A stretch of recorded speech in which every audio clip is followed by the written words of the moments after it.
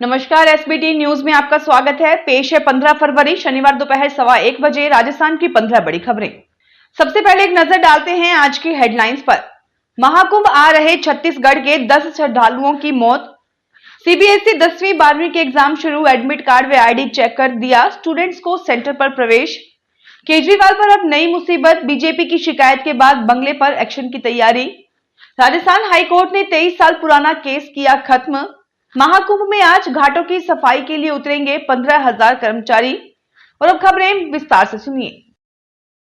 प्रयागराज में शुक्रवार रात करीब 2:30 बजे बोलेरो की बस से टक्कर हो गई। हादसे में 10 लोगों की मौत हो गई, 19 घायल हैं। जान गंवाने वाले सभी लोग बोलेरो में सवार थे।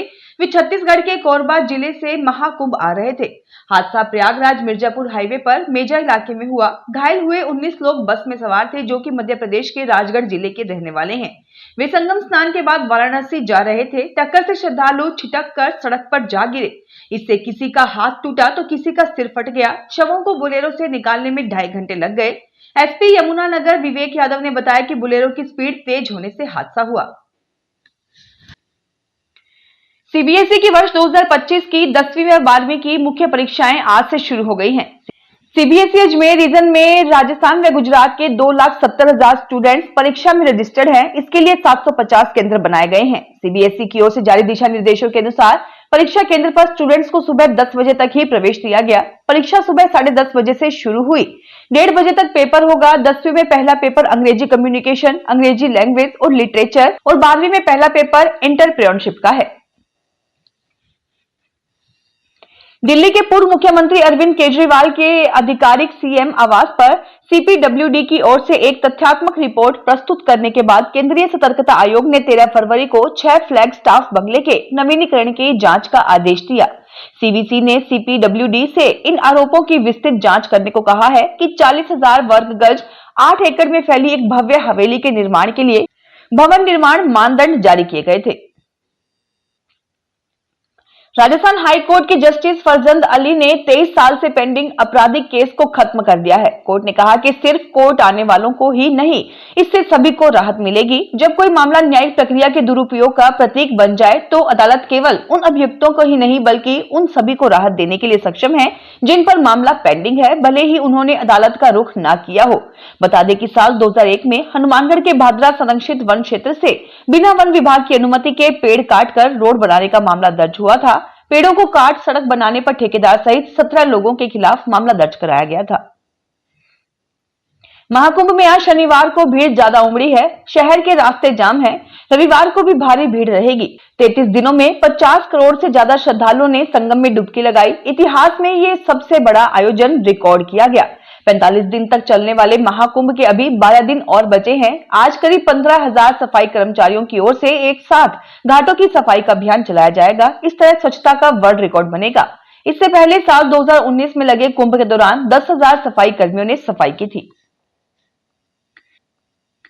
लोकसभा स्पीकर ओम बिरला ने शुक्रवार को नए इनकम टैक्स बिल के लिए 31 सदस्यीय सिलेक्ट कमेटी गठित कर दी। भाजपा सांसद और ओडिशा के केंद्रपाड़ा से सांसद वैजयंत पांडा को चेयरमैन बनाया गया है।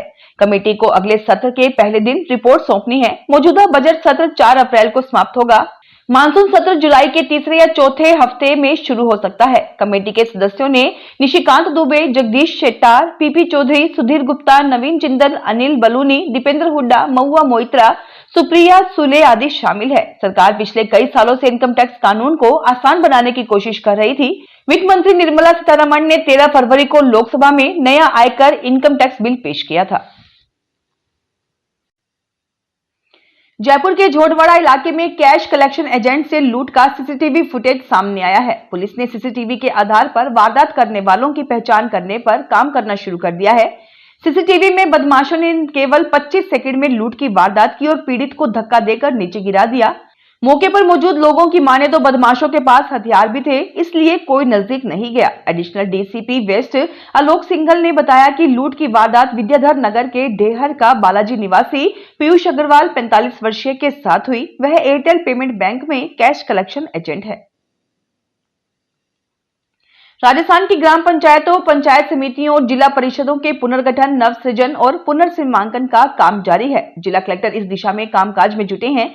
इसी मामले में लोकल लेवल पर अंदरूनी सियासत जारी है। इस बीच राज्य सरकार ने कलेक्टरों को निर्देश दिए हैं कि पंचायतों के प्रस्ताव तैयार करने में जनसंख्या के आधार पर तय पैमाने को 15% तक कम ज्यादा करके भी प्रस्ताव भेज सकते हैं। गौरतलब है कि 2011 के जनगणना के आधार पर कलेक्टरों को ग्राम पंचायत, ग्राम समिति और जिला परिषदों के प्रस्ताव तैयार करने के निर्देश दिए गए थे। जयपुर में महिलाओं को मुफ्त सैनिटरी नैपकिन उपलब्ध कराने के लिए रेलवे स्टेशनों और पर्यटन स्थलों पर मशीनें लगाई जा रही हैं। इस पहल की शुरुआत जयगढ़ किले, दुर्गापुरा रेलवे स्टेशन और जयपुर जंक्शन से हो चुकी है। जल्द ही ये मशीनें सिटी पैलेस, आमेर महल, हवा महल, जंतर मंतर और एल्बर्ट हॉल पर भी लगाई जाएंगी। कोकटा फाउंडेशन ने GMV हेल्थ केयर के सहयोग से इस पहल की शुरुआत की है। फाउंडेशन का कहना है कि महिलाओं को घर से बाहर भी सैनिटरी नैपकिन उपलब्ध करवाना उनकी जिम्मेदारी है। इन मशीनों से महिलाएं अपने मोबाइल नंबर के जरिए हर दिन एक नैपकिन निकाल सकेंगी।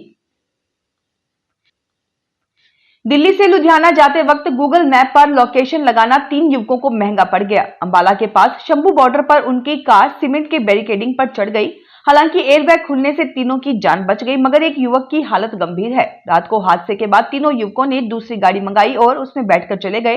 कार में कोई डॉक्यूमेंट नहीं था और नंबर प्लेट भी गायब थी, जिस वजह से पुलिस अभी कार के मालिकों की पहचान नहीं कर पाई है। हालांकि गाड़ी के इंजन, चेसिस नंबर से युवकों के बारे में पता लगाया जा रहा है। 5,000 पदोन्नत प्रिंसिपल के बाद अब 10,000 पदोन्नत लेक्चरर की ऑनलाइन काउंसलिंग बीच में ही अटक गई है। पूर्व में जारी टाइम शेड्यूल के मुताबिक पदोन्नत व्याख्याओं को 12 फरवरी तक पद स्थापन दिया जाना था, लेकिन पिछले 5 दिन से सर्वर डाउन होने के कारण काउंसलिंग की प्रक्रिया आगे नहीं बढ़ पाई। हालांकि प्रिंसिपल की काउंसलिंग को शिक्षा विभाग ने स्थगित कर दिया है, लेकिन पदोन्नत लेक्चरर की काउंसलिंग को लेकर फिलहाल कोई दिशा निर्देश जारी नहीं किए गए हैं। ऐसे में 10,515 लेक्चरर्स असमंजस की स्थिति में हैं। दरअसल पदोन्नत लेक्चरर काउंसलिंग को तीसरी बार रोका गया है। Rajasthan state alliance and health care council की लापरवाही व लेट लतीफी का खामियाजा पैरामेडिकल का कोर्स कर रहे छात्र छात्राएं भुगतने को मजबूर हैं। हालत यह है कि 2 साल की अवधि वाले कोर्स 4-4 साल में हो रहे हैं। सत्र 2021-22 में 12 तरह के पैरामेडिकल कोर्स में प्रवेश लेने के बाद 9,000 से अधिक छात्रों की प्रथम वर्ष की थ्योरी परीक्षा मई 2024 और प्रायोगिक परीक्षा जुलाई 2024 में हुई। द्वितीय वर्ष की परीक्षा अब तक नहीं हुई। थ्योरी और फिर प्रैक्टिकल परीक्षा में कम से कम 3 माह लगना तय है। इससे अभ्यर्थी डिप्रेशन का शिकार हो रहे हैं। OTP फ्रॉड और डिजिटल अरेस्ट के बाद अब साइबर ठग आर्टिफिशियल इंटेलिजेंस AI का इस्तेमाल कर लोगों को अपना शिकार बना रहे हैं। इसमें परिचित का फोन या वीडियो कॉल आता है जो कि पैसे की डिमांड करते हैं। सामने वाले की आवाज और चेहरा AI की मदद से परिचित की तरह ही दिखता है। रुपए मांगने वालों को रिश्तेदार समझकर लोग पैसे ट्रांसफर कर देते हैं। इस तरह से देश के कई राज्यों में साइबर ठग अपराध कर रहे हैं। राजस्थान पुलिस मुख्यालय ने इस खतरे को लेकर एडवाइजरी भी जारी की है। राजस्थान पुलिस की साइबर सेल में तैनात IPS शांतनु कुमार ने बताया कि कुछ दिन पहले उन्होंने दिल्ली में साइबर अपराध को लेकर एक मीटिंग भी की थी। दिल्ली में नई सरकार के शपथ ग्रहण समारोह की तैयारियां तेज हो गई हैं। दिल्ली सूत्रों के मुताबिक दिल्ली में CM और मंत्रिमंडल का शपथ ग्रहण समारोह 19 या 20 फरवरी को होने की संभावना है। आज दिल्ली में भाजपा नेताओं की बैठक भी हुई है। सूत्रों के मुताबिक 48 विधायकों में से 9 नाम छांटे गए हैं, जिनमें से मुख्यमंत्री को चुना जाएगा। PM मोदी आज अमेरिका दौरे से वापस लौट रहे हैं। इसके बाद ही दिल्ली के CM के नाम का ऐलान होने की संभावना है। हाल ही आए दिल्ली विधानसभा चुनाव के रिजल्ट में भाजपा ने 70 में से 48 सीटें जीतकर 26 साल बाद सत्ता में वापस की थी।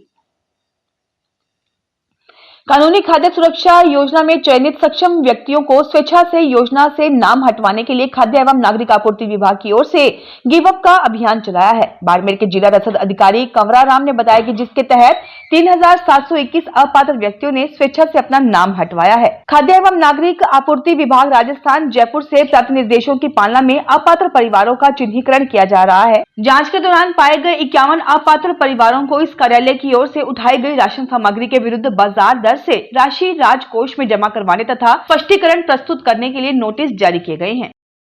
फिलहाल इस बुलेटिन में इतना ही। फिर हाजिर होंगे और बड़ी खबरों के साथ।